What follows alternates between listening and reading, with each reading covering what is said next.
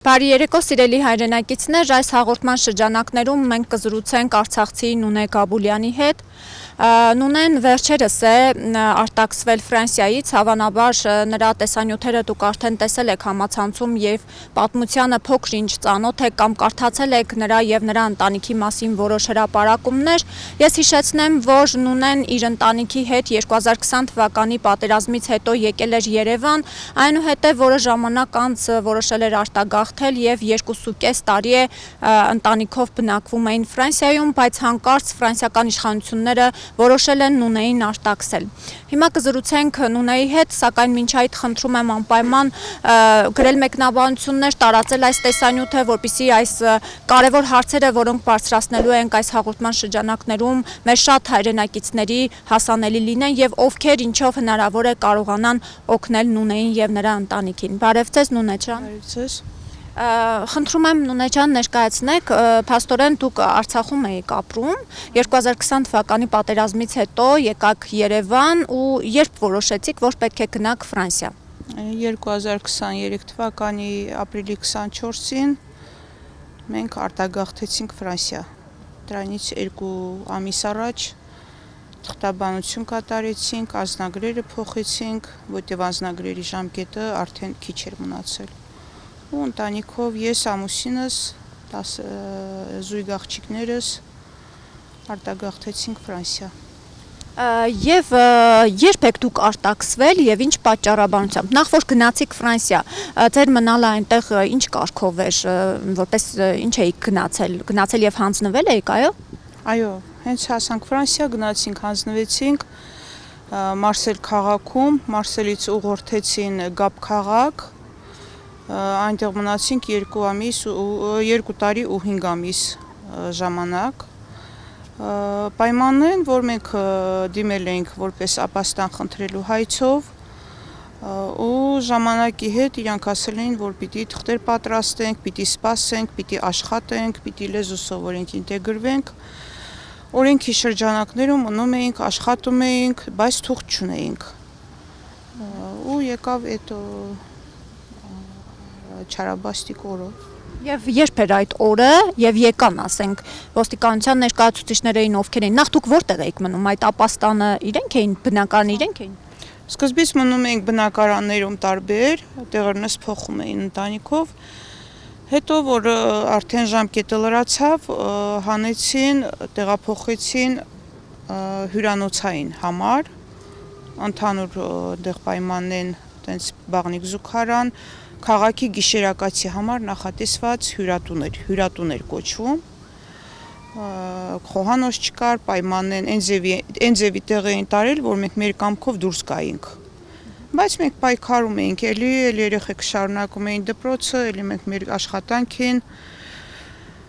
Դուք եւ ձեր ամուսինը աշխատում եք։ Այո, ես եւ ամուսինս աշխատում էինք, երեխեքն էլ դասի էին, տենց խմբակներ էին հաճախում սպորտային, լողի։ Սովորեցիք լեզուն։ Լեզուն մենակի մոտ էր, որ մի քիչ չէր ստացվում, բայց որոշել էի, որ գնայի քննության, միանգամից A1, A2-ի դիպլոմի համար, բայց ամուսինս ու աղջիկներս B1-ի մակարդակ ունեին, արդեն դիպլոմները վերցրած, գովասանագրերի երեխեք արժանացած, ֆրանսիական իշխանությունների քաղաքային իշխանությունների կողմից գովասանագրերի արժանացած, հայ համայնքին կցված ընդեղ կազմակերպչական աշխատանքներին էի օգնում, երեխեք հաճախում էին, մասնակցում էինք հայկական ամեն ինչին ու տենց հայ համայնքը մեր կողքին էր այդ պահին, ամենտեղ։ Հիմա գիտեմ, որ ձեզ համար շատ դժվար է, բայց պետք է խնդրեմ, հիշեք այդ օրը, որ օրն էր, որ եկան, ձեր տուն եկան ոստիկանները, որ ժամին եկան եւ ինչ էին ասում։ Հյուրանոցում էինք այդ օրը, ամսի 3-ի առավոտն էր, ժամը 7-ը ուղիղ։ Երեխեք պատրաստում էին, որ պիտի գնային դասի, քանի որ հեռու էր, շատ ժամանակ ոտքով էին գնում, էդ էլ էինք հաղթահարում այդ դժվարությունը չնայած ամեն ինչին։ Քաղաքի ոստիկանությունը թվով 8 հոգի զինված զրահաբաճկոններով հաղթանդամ մտան ընդհանուր միջանցքը, սենյակ չմտան իրանք։ Ու փնտրում էին ինձ, անուն ազգանունս, որտեվ մեզանից մի 10 օր առաջ էլի մարդ էին հանել հյուրանոցից, արդեն գիտեինք, որ ինչի համար են եկել մոտավոր, բայց չէինք պատկերացնում, որ այդ կարգի։ Նորից հայ ընտանիք։ Չէ, հայ ընտանիք չէր, սևամորթներ էր։ Իրանց տարան, բայց հետ բերան, իրանց ադվոկատը աշխատեց ու հետ բերեցին։ Ներողություն խնդրեցին ու հետ բերեցին։ Մեր ադվոկատը չաշխատեց։ Եվ ձեր անունը կարդացին ու ձեզ բռնի այդտեղից դուրս հանեցին, ինչպես եղավ։ Ոնց հիշում եմ, դուք տեսանյութի մեջ այդպես եք, չէ՞, պատմում, որոշ նաև վնասվածքներ եք ստացել։ Հա, իրանք քաղաքի ոստիկանությունը նորմալ հանեցից քաղաքից տարավ Մարսել։ Իրանք ներկայացան որպես որ պիտի տեղափոխեն Մարսել քաղաք այրապորտ, ինչի համար ասեցին պիտի արտաքսենք երկրից։ Ամուսինս ասեց թուղթ, ասում է ձեզ իրավունք չունեք ոչ մի բան խոսեք, ձեզ եթե ադվոկատ ունեք, փաստաբան, իր հետ կարող եք այդ հարցերով զբաղվեք, մեզ ուղարկել են որպեսզի հանենք։ Ասում մի հատ թուղթ տվեք, տեսնամ ինչ ա գրած։ Ասում է դուք պիտի գաք մեզ հետ։ Առանց թղթի ցույց տալու, առանց ցանոթագրի, առանց որևիցե փաստաթղթի արկայության, առանց բացատրության, առանց բռնության գործադրելու, բայց չթողեցին, երեխեք կանգնած էին միջանցքում, չթողեցին նույնիսկ մոտենամ։ Ձեր երեխաներին չթողեցին մոտենանք։ Իսկ հետաքրքիր է, ինչու միայն ձեզ։ Դուք մեր հետ նախնական զրույցում նշեցիք, որ նաև ձեր ամուսնուն են, այո, որոշել արտաքսել։ Հա, հետո ամուսնուս ասեցին, որ ինքը կապվի փաստաբանի հետ, որովհետև մի երկու օրից էլ իրան ա սպասվում նման արտաքսում, նման վիճակ։ Երեխոց մասին ասում եմ ոչ մի բան չեն ասել։ Ու հետո որ Մարսելում իրանք տենց ինձ բերել են Մարսել, տենց զինված խմբով, հանցախմբով, չգիտեմ ինչի համար, բայց Մարսելում իրանք որ խոսել են, ես այնտեղ ասել եմ ոչ հասկանում եմ, ոչ խոսում եմ, որպեսզի ավելորդ մի ինչ որ բան թույլ չտամ կամ թուղթ ստորագրեմ, հետո ասեն ինքն ա բան արել, համաձայնվել, որ պիտի գնա։ Ասել եմ ես ոչ մի բան չգիտեմ, չեմ հասկանում, չեմ խոսում, փաստաբան ունեմ։ Իրանք տենց կանգնած խոսում էին կողքս, բանտախցիկ էին իջեցրել, այդտեղ միջանցքեր, կեղտոտ շորեր էր, կեղտոտած, տենց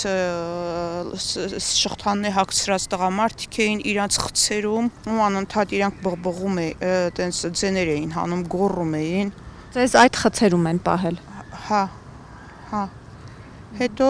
արդեն մեր ոստիկանությունը ինձ թողեց Մարսելի ոստիկանությունը չէր, արդեն բերել էին այրապորտի ինչ որ տենց ազգային անվտանգության կետ էր, բայց ոստիկանական բաժանմունք, որտեղից ուղիղ մոտիկ այրապորտին էր գտնում, որտեղից պիտի արդեն տանեն այրապորտը թռիչքի համար։ Այնտեղ պարզեցի, ասում տվեք հեռախոս զանգեմ, ասում է իրավունք չունեք, արդեն Մարսելի ոստիկանությունը։ Իրանք հեռախոսս վերցրին ու զրուցում էին, որ չկարողանան ոչ մի բան, թեկուզ հեռախոսի միջոցով կամ գալասավոյ ուղարկեմ ամուսնուս կամ գրեմ, որ սենց բան են ասում, դու էլ պատրաստվի։ Ասեցին երեխոցը պահով չանհանգստանան, երեխեքը դա իրանց խնդիրը չտա, արդեն մենք ինչ կանենք, դա մեր խնդիրն է։ Հիշեցման կարգով ասեմ, որ զույգ աղջիկներ են 12 տարեկան երեխեքս էլ։ Ու իրանք ամուսնուս պահով խոսեցին, որ ամուսինուս նախ էլի էս նման իրավիճակում է հայտնվելու, նույն ձեռագրով իրան էլ են հանելու։ Իսկ դուք խոսել եք այս օրերի ընթացքում ձեր ամուսնու հետ։ Մենակ ճանապարհին SMS-ում գրել, ասել եմ ադվոկատին կապի հանի, ասում է չի բանանում, կապի դուրս չի գալիս, էտա չեմ խոսել։ Ճանապարհին մեր քաղաքից մինչև Մարսելի ոստիկանները ձեռը ինձ գցելը, այդ ճանապարհի այդ մասում մենակ Հայաստան հասնելուն պես չփորձեցիք, հիմա չեք կարող խոսել իր հետ։ 2 օր առաջ եմ կապի դուրս եկել իր հետ, որտեվ հիմնականում անվտանգությունից ելնելով ես տենց հատվում, դա իմ կարծիքն է, քանի որ ընդ երեխոց կյանքն ավտանգված, դրա համար ինքը կապից դուրս է եկել, դեպարտամենտ է կոչվում, այդ տարածքային բանը ֆրանսերենով կոչվում է դեպարտամենտ։ Այդ մեր դեպարտամենտից երեխոցը արդեն ես իմացել եմ կողքի մարդկանցից, որ ինքը երեխոցը վերցրել է ու դուրս է եկել քաղաքի այդ տարածքից հետ կկորցնելու համար, որ տեսնանք ադվոկատը երբ է կապի մտնում, ինչ է կատարվում, ինչի համար է եղել ու ինչ է լինելու։ Իսկ չփորձեցիք այս օրերի ընթացքում, որ գտնվում եք Հայաստանում, ձեր այդ փաստաբանի հետ խոսել, հասկանալ ինչ է կատարվում, ինչ պետք է լինի երեխաների ճակատագիրը, ասենք, եթե ձեր ամուսնուն էլ արտաքսեցին, բացատրություն պիտի տան, չէ՞, փոքրիկները ում մոտ են մնում։ Հա, вообще-то ըստ օրենքի, եթե օրինապաշտ քաղաքագիրտ երկիր է Ֆրանսիան, ըստ մեզ, եթե այդքան դրա հիման վրա ենք մենք գնացել ինձ, որ մեր շահերը պիտի պաշտպանեին։ Նույն փաստաբանը ինքը պիտի պատասխաներ, բայց ինքը կապից դուրս է եղել, չի պատասխանել, կապի դուրս չի եկել, հեռախոս չի վերցրել ու ընդհանրապես կապից դուրս է եղել այս ընթացքում։ Ձեզ չի հաջողվել խոսել իր հետ։ Ոչ, հետո ամուսինս 2 օր առաջ որ խոսած, ասում է ինքը ասել է ցավում եմ, որ տենց է ստացվել, դե ես գործ չեմ արի ձեր գործի պահով, տված ենք եղել գործեր իրան, որպեսզի մի քիչ է թղթաբանության գործերը, բայց մեզ թղթերի մեջ տենց ահռելի ցավալի պատմություններ չի եղել։ Ոնց մնացածը նույնն է մեր, որտեղ բոլորի գործերն էլ նույն է թղթաբանությունը, մարդիկ մնում են, օրենքն են պահում են, եթե սխալ չեն գործում, նման վիճակում չեն հայտնվում։ Այն վիճակում, ինչ վիճակում ես հայտնվեցի։ Այսինքն այս ընթացքում ձեզ որևէ մեկը չի ասել ինչ է լինելու բալիկների հետ, հա։ Ոչ, բալիկների պահով էս պահին հələ ոչ մեկը չի ասում։ Ես տեղ արտգործնախարարության դռներն եմ արդեն թակում, փաստաբան, իրավաբանների գրասենյակներն եմ թակում, տեսնանք ինչն ասում։ Իսկ ինչ որ բան պատասխանել են այս օրերի ընթացքում Հայաստանում արտգործնախարարությունից բացի ուր եք դիմել եւ ինչ որ բան ձեզ պատասխանել են։ Ոչ մի բան չեմ պատասխանել, հələ որ պատասխան չկա։ Սկզբից դիմել ենք հյուպատոսական բաժին, մեզ ամենաառաջնահերթը դիմել ենք ֆրանսիական դեսպանատուն։ Չեն ընդունել, պարզապես դրան հետևից պատասխանել են ու ասել են ինչ խնդրով է, ներկայացել եմ, ասել եմ այս խնդիրն է, ասել այդ մեր խնդիրը չի, դիմեք արտգործնախարարություն։ Արտգործնախարարությունում ուղղորդել են բանի բաժին, հյուպատոսական բաժին նամակ դիմում եմ ներկայացրել on-line ասել են ընդունված է, էլեկտրոնային արդեն եկել է, որ ընդունված է, նայում են։ Հետո իրավաբանական մի գրասենյակ եմ ստեղ մտել, տեղել իրանք են ձևակերպել այսին պատմությունը իրավական հիմքերի մարդու իրավունքների խախտման, ոտնահարման, այդ պահանջատիրության կարգով իրանք են բանարել ու հայց ուղարկել իմ պահով, էլի այդ իրավաբանական գրասենյակը ու մեկ էլ այդ նույն գրասենյակում ինձ օգնել են, որպեսզի էլի նույն նյութը ես հավաքեմ իրանց միջոցով էլեկտրոնային փոստով ուղարկենք ուղիղ արտգործնախարար Արարատ Միրզոյանին։ 3 տարել եմ արկղն եմ գցել այդ նամակը, դե էլի 3 հաստատել են իրիկում, որ ընդունված է։ Մնացածի մասին չգիտեմ։ Լավ, կային չէ նորից ընտանիքներ, հայ ընտանիքներ կամ Արցախից նորից Արցախցի ընտանիքներ կային, որտեղ որ դուք էիք, հանդիպել եք։ Կոնկրետ մեր քաղաքում չէ, կողքի քաղաքներում չէ, բայց լսել ենք, որ ընդհանուր տենց հայկական ընտանիքների հետ կապի մեջ էինք, լսել ենք, որ իրանց հետևից են ընկնում, եթե իշխանությունն արդեն թիրախ են սարքում, ընկնում են մարդու տվյալ հետևից, թողում են իրանք քաղաքն են փոխում, թաքնվում են, տեղանքն են փոխում, պետական միջոցներից ելնում են, սկսում են արդեն թաքունի մեջ իրանք ապրիլը իրանց խոդավ, մինչև տեսնան ոնց կարելի է հարցերին լուծում տված։ Այսինքն մինչև որ օրինականացվի, հա, փաստաթղթավորվի մնալ։ Մինչև փաստաբանը ինչ որ նորմալ թուղթ հասցնի, որ այդ մարդուն չի կարելի կպած, դե մեր փաստաբանը չի աշխատել, բայց հիմնականում պատճառել չեն ասել, մեզ ինչն է պատճառը, մինչև այսօր դեռ ոչ մի պատճառ չեն ասում։ Իսկ նույնիսկ հանելու պահին չեն ասել։ Իսկ լավ, ինչ որ բան պատրաստում եք անել կամ ձեր պահանջը որն է, որ ձեր ընտանիքը ամբողջական վերադառնա, թե դուք նորից գնաք Ֆրանսիա, ինչ պահանջ ունեք։ Հիմնականում իմ պահանջը, որ ընտանիքի վերամիավորում լինի ու իմ հետ վերադարձը ապահովեն, որովհետև կամ ինչ որ մի սխալմունք կա, կամ ինչ որ մի թյուրիմացություն կա, կամ չգիտեմ, ես չգիտեմ ինչ է կատարվում, պարզապես Ես ընդ աշխատել եմ կոնկրետ ֆրանսիացիների տանը, ես էլ ամուսինս էլ մի տենց լուրջ խնդրի առաջ չենք կանգնել, տենց մեզ չենք դրսևորել, որպեսզի մեզ կամ կասկածեն մի ինչ-որ, չգիտեմ, մի ինչ-որ բացասական կողմ մենք ցույց չենք տվել ընդ, որպեսզի մեր հետքի վրա տենց ռոպեական հելած լինեին, նախ կզգուշացնեին առաջ։ Այսինքն ինչ-որ բողոք չեն ստացել, որ այդ բողոքի հիման վրա անեին։ Չէ, ոչ մի բողոք։ Ես չգիտեմ ինչա կատարվել, ինչա կատարվում, բայց հիմնականում Իսկ ինչ հարաբերությունների մեջ եք այդ ֆրանսիացի ընտանիքի հետ, ինչ իրենք տեղյակ են, որ օրինակ ձեր նկատմամբ այսպես են վարվել։ Իրանք սաղ զարմացած են, սաղ ապշած վիճակում են, ճիշտն ասած, գրում են ես կապի մեջ եմ իրանց հետ, ցավ են ապրում,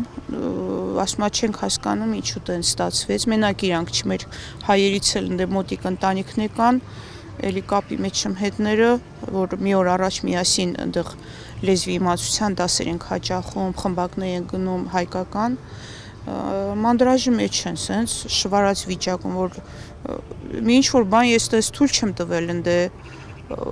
չեմ դրսևորել ինձ որևիցե բացասական որպես կերպար, ոչ մի, չգիտեմ, մարդիկ օրինակ կոմենտարիոց մեջ գրում են, էս արել, են արել, բայց ընդհանրապես մենք այն ձևի մաքուր կյանքով ենք ապրել, զարմանալի է ու միաժամանակ, չգիտեմ, ես սպասում եմ, որ դա ինչ-որ տարօրինակ Նեդարազումենիա, որ երևի կլուծվի, ես չգիտեմ։ Իսկ հնարավոր է այս ընթացքում Ֆրանսիայում ձեր ամուսին օրինակ փաստաբան փոխի, այլ փաստաբանի օգնության դիմի, որպեսզի շատ արագ փորձեն այդ հարցերը լուծել, էլի, ինչ որ տարբերակներ քննարկում եք, կամ ասենք հիմա գոնե փաստաբանը զբաղվում է ձեր խնդրով, ձեր ներկայիս փաստաբանը։ Այս պահին զբաղվում է, ինքը տվել է էլի թղթերը ուրիշ փաստաբանի,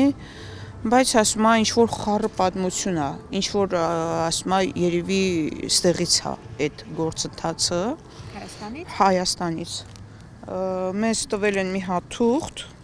այդ ձեր քիչ թուղթը դեռ իս չտված է եղել։ Մենք քանի որ Արցախից ենք, բայց հեռախոսումս կա, կարամ տամ նկարեք։ Ես այդ արգորսնախարարին եմ արդեն դրամադրել այդ թուղթը։ Մեր փաստաբանը անցած ամիս ամուսնուս ասել է, պիտի մի հատ թուղթ բերես, որ այդ թուղթը նշում է, որ դու իրոք Արցախից ես, թեկուզ մեր անձնագրերում պեչատը Արցախի է։ Որպեսզի գործընթացը ավելի արագացված լինի, արցախցիներին ավելի առաջնակարգ տեղ են տալիս, քան օրինակ Հայաստանի քաղաքացիներին, թեկուզ մերն էլ է պասպորտում Հայաստանի Հանրապետություն։ Որովհետև Արցախը Հայաստանն է։ Հա, մենք դա գրեթե համոզված էինք մինչև ամսի 2-ը։ Հետո ամսի 2-ին ես որ իմացա, որ ես ոչ հանդիսանում եմ Հայաստանի քաղաքացի, ոչ Հայաստանի Հանրապետության անձնագիր ունեմ, ոչ հայ եմ, թղթի մեջ տենց մի հատ թուղթ են տվել, ստեղից Հայաստանի արգորսնախարարությունից։ Ու այդ թուղթը եկել է Մարսել հյուպատոսարան ու ինձ թվում է թատրա էտա հիմք հանդիսացել, որ այդ հողի վրա գան հետևից, բայց գտնվում եմ Հայաստան, այդքանը չկամ, ոչ հայ եմ, ոչ Հայաստանի Հանրապետության քաղաքացի եմ, ոչ երբևէ չեմ դիմել քաղաքացիության համար, բայց անձնագիրս կապույտ է Հայաստանի Հանրապետության անձնագիր, մեջն էլ գրած, որ ես հայ եմ։ Դե վերջում գրել են, որ բայց այդքանից բացի ես գտնում եմ Հայաստանի պաշտպանության ներքո։ Ամուսնուս թուղթն էլ տվել են, որ ինքը հայ չի, Հայաստանի Հանրապետության քաղաքացի չի եղել, երբեք չի դիմել քաղաքացիություն ստանալու համար եւ ոչ մի տեղ չունի քաղաքացիություն։ Այսինքն պաշտպանվածություն էլ չունի։ Իրանը գրել են, Իրան ոչ մի բան չեն արել, մի ամիս առաջ։ Իմս ամսի 2-ին այդ թուղթը, որ փաստաբանից Մարսելի հյուպատոսարանից զանգով են ասել, որ թուղթը այսենց է գրած, դեռ գտնում է կոմպյուտերային վիճակում է, գտնվում է մշակման փուլում, մշակենք, կզանգենք, թուղթը ես 3 չէ նախորդ օրն եմ ստացել, ես արդեն Հայաստանի տարածքում գտնվել եմ։ Այսինքն կարծում եք, որ Հայաստանի իշխանություններն են ամեն ինչ խառնել, այո, իրենք են պահանջել ձեր վերադարձը։ Այո, իմ կարծիքով այո, որովհետև բայց այդ հիմքերից ելնելով նա այդ իմ կարծիքն է, դա ոչ մեկը ինչ չի ասել, չի հուշել, նույն բանը այդ թղթի մեջ գրածա, որ ես քաղաքացիության համար ոչ մի տեղ չեմ դիմել, նույնիսկ այդ որ արցախցիների պաշտպանվածություն է հասնում Հայաստանի Հանրապետությունում, մենք ոչ մի տեղ չենք դիմել, մենք ոչ մի քաղաքացիություն չենք ստացել, մենք ոչ սերտիֆիկատի այդ ծրագրի, ոչ մի ծրագրից չենք օգտվել Հայաստանի Հանրապետության տարածքում, մինչև 23 թիվը, 23 թվի ապրիլից է մենք որ գնացել ենք մեր հետևից սեպտեմբերին Արցախի հայաթափումն է եղել, արդեն այդ հայաթափումից հետո է ինչ որ օրենք հաստատվել, որ արցախցիներին Հայաստանը վերցնում է իր պաշտպանության տակ։ Իմ կարծիքով ես դարձել եմ քաղաքականության զոհ։ Դա իմ կարծիքն է ընդհանուր։ Մնացած որտեվ ուրիշ ոչ, բայց մեզ չեն էլ ասել, որ այդ թուղթն է։ Պարզապես որ թուղթը ամսի 2-ի մենք կուրս ենք եղել, ինչա գրած մեջը, որ ես պաշտպանվածության ներքո եմ։ Դե իրանք էլ քաղաքի մասշտաբով նայել են, դեպարտամենտը բռնցրել են, ուղարկել են հետևիցս։ Էլի եթե դեպորտ եք անում, մարդավարի դեպորտ արեք, խի եք բռնության ենթարկում, խի եք ընտանիքից զրկում, խի չեք բացատրություն տալիս։ Եվ վերջապես այսքան հարցերի պատասխանը հիմա ես սպասեմ Հայաստանի Հանրապետության իշխանությունն է պատասխանատու իմ ընտանիքի անորոշ վիճակի համար, թե պատասխանա տալու ֆրանսիական իշխանությունը։ Ֆրանսիականը ինքը ասում է մենք ինչ անում ենք օրենքի սահմանում։ Դե այդ օրենքը որտեղից եկավ, ինչ օրենքի համաձայն ինձ այսքան արեցին, ես չգիտեմ, ճիշտն ասած։ Մնացածը։ Ձեր կարծիքով ինչու պիտի այս իշխանությունները խանգարեն, որպեսզի օրինակ Արցախցի ընտանիքը կարողանա Ֆրանսիայում կամ այլ օտար երկրում դրսևորվել։ Մեզ էլ շատ տանջում է հարցը, որտեղ նույն Ֆրանսիայում էլի արցախցիների նկատմամբ ինչ որ բան մենք չենք տեսել, բայց միշտ էլ ասել են, որ եթե ինչ որ արտաքսման հարց լինի, սաղի համար է, որտեղ նույն արցախցին ինքը Հայաստանի Հանրապետության քաղաքացի է, ունի անձնագիրը, կապույտ անձնագիր։ Դուք դա չեք տարել, ցույց չեք տվել այնտեղ։ Ցույց ենք տվել, բայց ինձ ընդեղից արտաքսելու բան ինձ ոչ մի բան չեն ուզել։ Հիմա ձեր այդ փաստաթղթում ինչ է նշված, օրինակ Հայաստանի Հանրապետություն, հայ, ինչ որ գրանցման հաս է, դուք ինչ հասցեում եք եղել, Արցախում որտեղ եք ապրել։ Արցախում ապրել ենք Շուշի քաղաքում, 28 տարի Շուշիում եմ ապրել, իմ պրոպիսկաս Շուշի է, ամուսնունս էլ, բայց դրանից հետո որ անձնագիրը փոխել ենք Ստեկոտայքի մարզում, էլի անձնագրի գրանցման վայրը գրածա Շուշի։ Անձնագիրը կապույտ է, վրեն գրած Հայաստանի Հանրապետության մեջը Հայաստանի Հանրապետություն, ծննդավայրը Ադրբեջան։ Այդ Ադրբեջան է նշված։ Որտեվ ԽՍՀՄ-ի շրջան 80 թվականի իմ ծննդավայրը Շահումյանն է եղել, Ադրբեջանի Շահումյանը։ 92 թվականին էլ Շահումյանն է բռնագաղթի հետևանքով հայաթափվել։ Նույն ծրագիրը ինչ որ Արցախը 23 թվականին։ Ամուսինս էլ ինքը ծննդով Բաքվեցի է, դե հասկանալի է, էլի ԽՍՀՄ-ի ժամանակաշրջանը էլի գրած է ծննդավայրը Ադրբեջան։ Հիմա ստացվում է այն ձևի, հիմա ես չգիտեմ, մենք հայ ենք, ազգանունը հայկական է, անձնագիրը հայկական է, անձնագրի վրա գրած է Հայաստանի Հանրապետություն, բայց Հայաստանի Հանրապետությունից Ֆրանսիա մեզ մի հատ թուղթ են տվել, որ այդ թուղթը սև թուղթ է դարել ինձ համար ու իմ կասկածնես հիմա կենտրոնացած է այդ թղթի վրա, որ այդ թղթում գրած է, որ ես Հայաստանի Հանրապետության պաշտպանության տակ եմ գտնվում, բայց ես հայ չեմ դիմել քաղաքացիության համար ու չեմ էլ հանդիսանում Հայաստանի Հանրապետության քաղաքացի։ Իրար հակադարձող ես դարձել եմ քաղաքականության զոհ։ Այդ եմ գիտում, մնացածը Հիմա կարծում եք այս ում որ դիմել եք արտգործնախարարություն եւ այլն լուծում կտան այս խնդրին։ Ես ճիշտն ասած դրական եմ տրամադրված, որ պիտի եթե ես գիտեմ որ անարդար երկիր է, գուլխուլ համր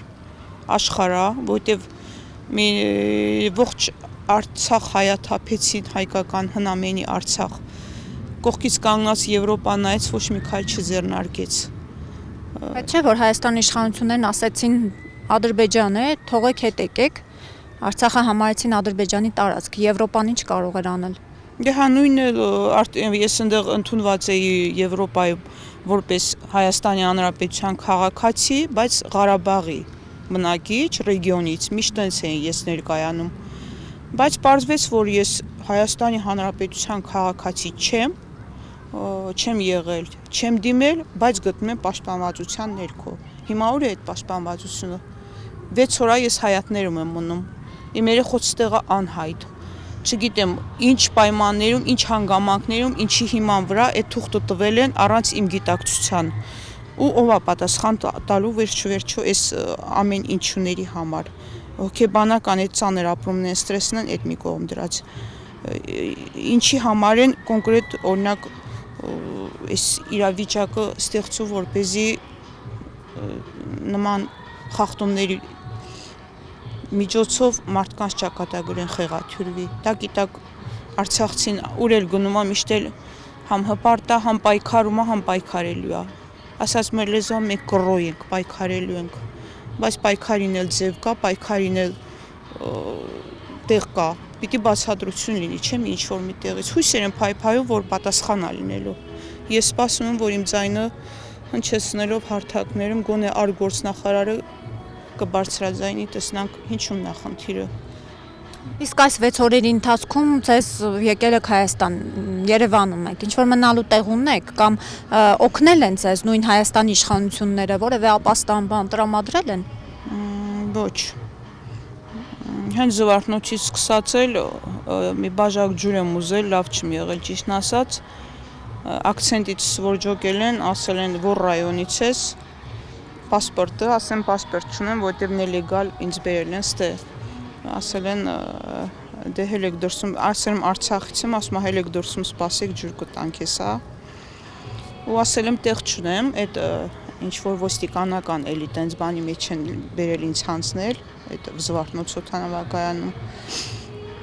Ասել եմ պատեղ չունեմ, լավ չեմ զգում, բժշկական ստուգման կարիք ունեմ, ճիշտն ասած, որտեղ մի օրում 2 սամալոտ են Մարսելից Փարիժն բերել, այդ օրը Մարսելից Երևան թռիչք չի եղել, բայց իրանք Մարսելից Փարիզ են բերել, Փարիզից էլ Երևան, 2 ինքնաթիռ են փոխել։ Կապած, բերանս կոճած, հեռախոսը ձեռից վերցրած, ձեռներս հետևից են կապած եղել, սենց ոտերս էլ ինչ որ տենց ցեպ չի եղել, բայց ամրագոտին է եղել, ժգուտի նման ձգել են։ Այդ ոտս ենա քիչ-քիչ կազդուրվում, այս վիդեոյի մեջ ցույց եմ տվել։ Դե հոգեբանական այդ խնդիրներն էլ մնացած այ ձերս ամի քիչ երևում է, որ չգիտեմ դե ինչ են, սխմել են։ Մնացածն էլ լավ չեմ հիշում, որտեղ ինչ որ բաներ են գլխից դրել,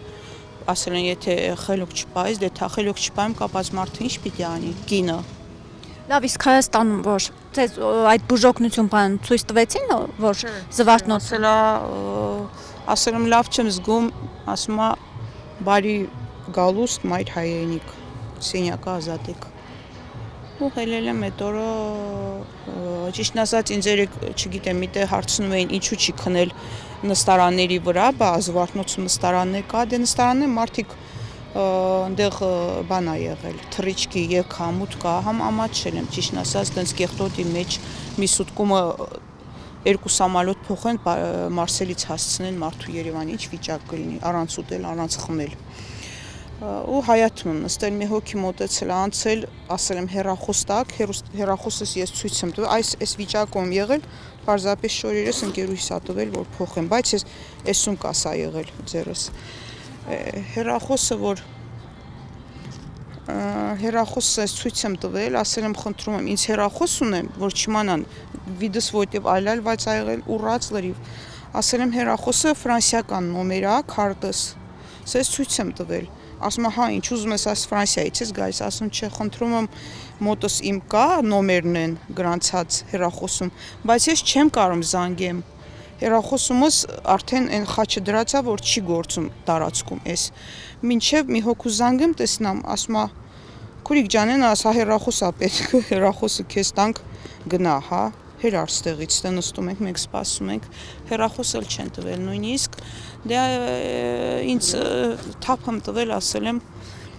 ես ուժեղ եմ, բայց արդեն զգում, որ ընկնում եմ։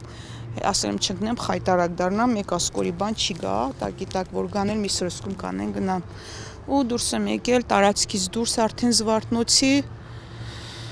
սումկումս ցալաֆան ա եղել մի հատ, ցալաֆանն եմ փռել տափը, գետնին պրիմոյ են անցումով անցնող են մայթերին ասֆալտի գրախ մեքենաների հետևին, ամաչել եմ ճիշտ ասած, ասել եմ ես նման իրավիճակում Ֆրանսիայում չեմ եղել, Ֆրանսիայում ընտանիքով հայաթում նստել ենք, բայց տեղավորել են, ֆրանսիացին օտար հողի վրա վերցրել ա, իրա տուն ատարել, միջև մեզ պետական մասշտաբով տեղավորել են, տեղենտվել, ստե Հայաստանի Հանրապետությունում մարդիկ այդ անտարբերությունը իրոք խեղդող է, որ գալիս են անցնում են տեսնում են կինա նստած ու ինչ վիճակով, դե երևի իմացել են թե Իշխանությունները պիտի կազմակերպեին, դուք ի վերջո արտաքսվել եք, պիտի ինչ-որ ժամանակավոր ապաստան տրամադրեին, ինչը չի հիմնական սպասել եմ, որ իշխանությունները կարող է պահի տակ ինչ-որ ինձ կողքից զգուշացրել են արդեն ինքնաթիռի մեջ, որ իշխանություններից մարդ է գալու, ինչ-որ թղթեր ձեռի, ինքեզ դիմավորի, ես էլ ուրախացել եմ, ասել եմ իմ հողի վրա եմ լինելու, հայկական հողի վրա, ուրեմն դե ինձ նայեն, լավ են նայելու, արդեն որ իջել եմ տեսել, ոչ հեռախոս են տալիս, զանգ են, ոչ բան, արդեն ասում չորեմը Ֆրանսիայում ավելի լավ են ընդունել, համեմատաբար սկսել եմ համատականը անցկացնել, բայց էլի նստել եմ գիշերը տեղ լուսացրել եմ, ինչև վերջապես հեռախոսը կարողացել եմ SMS գրեմ այդ ընկերուհուս, ինքն ա գրել ա, որ չգիտեմ, երազեմ տեսել, թե ինչ Նիգերիանում անհանգստացած եմ քո պահով, ինչ խաբար ունեք, ասել եմ եմ Զվարթնոցում նստած։ Եվ հիմա դուք փաստորեն որտեղ եք մնում, ունեք մնալու տեղ, ինչի կարիք ունեք այս օրերին, ինչ է ձեզ անհրաժեշտ, փաստորեն ինչ-որ ապաստան է պետք, չէ, ինչ-որ տուն է պետք, որտեղ Հա, այս պահին ինձ պետք է ապաստան, որպեսզի մի քիչ հոգեբանորեն ես կարամ կազդուրվեմ իրոքով։ Ու մնացածն էլ տեսնանք միգուցե ստացվում է իմ հետ վերադարձի իմ ընտանիքի մոտ։ Մնացածն էլ արդեն ժամանակի հարց է։ Մենք միշտ ընդեղել ենք, միշտ պայքարել ենք Արցախի վերադարձի հարցերով։ Ուստեղել ենք միշտ եղած վաղտ ասել ենք մենք հետ ենք դառնալու մեր տներ անընդհատ այդ ուղղությամբ ենք մեր բանը տրամադրվածությունը եղել այն որ պիտի հետ դառնանք մերը Արցախն է այս պահին էլ թո Արցախը անվտանգ մեզ տան մենք հետ ենք վերադառնում ինչ որ էսա կասեն գնաց Եվրոպա ֆրանս եկավ մեկ էլ ուզում է գնա Արցախ չէ ես ընդել լինելով տենց օր չի եղել որ արցախցիների հետ կապի մեջ չլինեմ իմ հայրենակիցների հետ նույն ցավը չապրեմ, որտեղ այնտեղ ապրող մարդիկ ամեն մեկի ցավը իմ ցավն է եղել։ Մի ընկերոջ ամուսինն է զոհվել, բենզինի պայթյունն է, այն սովը, այն բլոկադան, ամուսինս էլ է բլոկադա եմ եղել այնտեղ, պարզապես ինչ որ մեկի միջնորդությամբ դուրս է եկել ու ասելա պիտի երկրից արտագաղթենք, որտեղ չգիտեմ ինչ էր լինելու։ Մեր հայրենիքը կոնկրետ Արցախն է, եղելա կա ու հույս ենք պահում որ կլինի Կարծում եք մի օր կվերադառնանք կլինի այդ օրը ես օրինակ ունեմ այդ ես սպասում եմ ես նույնիսկ այս վերջի պահերին միշտ ասել եմ Ֆրանսիայի կյանքը մեկ է ոչ Հայաստանի կյանքը ոչ Ֆրանսիայի մերը Արցախն է դաժե եթե ասում դե ազատագրեն ես այդ օրի մատ ասում ես այդ օրը տոմսը առնում ենք հետ ենք դառնում ուղիղ եթե չվերջ լինի որտեղ մենք դա ապրելիս ենք եղել Կարևորը որ դուք ձեր հողի տերն եք համարում, մեր հողի տերը, որտեղ Արցախը Հայաստանի մի մաս է եւ անպայման ուշ թե շուտ վերադարձ պիտի լինի հաստատ։ Հələ որ Շուշիում պիտի Ղազանչեցուցը մոմ վառենք, դա մեր երազանքն է, պարզապես գերեզման ունենք, հորս գերեզմանը մնացել է Շուշիում։ Շատ հարազատների գերեզմաններ կան նույն Ստեփանակերտում, նույն թեկուզ քանդում են, հետ կվերացնում են հայկական, բայց մենք հույսով ենք, որ գետնի վրա, տափակ գետնի վրա էլ մենք կստեղծենք նորից Արցախցին արարող, քրտինքով ապրող հալալ իր տունը պահող մարդ է, ուր էլ գնանք մենք կարող ենք մեզ պահենք, պարզապես պիտի այդ հնարավորությունը ստեղծեն, մի քիչ էլ թիկունք կանգնեն որպեսզի կարանք մենք մենակ չզգանք մեզ, էլի մենք մեր մայր հայրենիքում ենք, մենակ չենք զգում, էլի որ կողքից մարդիկ խոսքով, գործով աջակցում են, էլի մենակ չենք, բայց կուզենք որպեսզի այդ ասված խոսքերքը հենց նենց ասած հնչեղություն ստանալու համար չլինի ասված։ Գոնե մի քիչ թևութիկուն կանգնեն Արցախցուն, որպեսզի այդ վերադարձի հույսը Արցախցին չկորցնի։ Իսկ հիմա այս պահի դրությամբ ձեր երազանքն է, որպեսզի ձեր այս կիսված ընտանիքը նորից վերամիավորվի, կլինի հայրենիքում թե Ֆրանսիայում, բայց ավելի շատ, ինչպես հասկացա, դուք ուզում եք վերադառնալ Ֆրանսիայում։ Այո, որովհետև այն դաժանությունը եւ մարդիկ ասում են այդքանից հետո ուզում ես վերադառնաս, այո, իրանք իմ նկատմամբ ցույց են տվել դաժանություն, ոչ մարդկային անհարգալից վերաբերմունք, կնոջ առաջերտին քաղաքացու, հետո կնոջ նկատմամբ բոլոր նորմերի խախտում, դե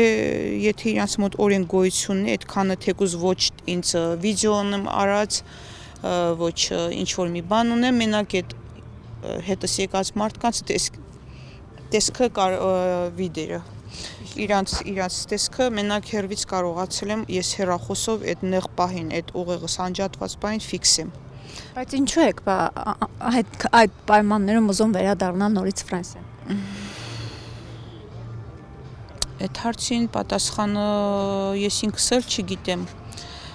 Հիմնականում երեխեք հնդը ինտեգրվել են լավ։ Ֆրանսիան ընդունում է քեզ, հնարավորություն տալիս է աշխատելու, հնարավորություն տալիս է քո երեխան սովորի, խմբակն են, այնտեղ ամեն տարատեսակ միջոցառումն են, ապահով կյանքի անվտանգ մեզ մինչև այսօր տենց հատվածել, թա այդ ճանապարհի այդ ՉՊ-ն իմ նկատմամբ, որ իրանք գործադրել են այդ իրանց վերաբերմունքով, բացի դրանից մնացած ամեն ինչ նորմալ է եղել, աշխատել ենք եղել ժամով ու վրոդի բը կյանքը իր հունով ընթանալիս է եղել,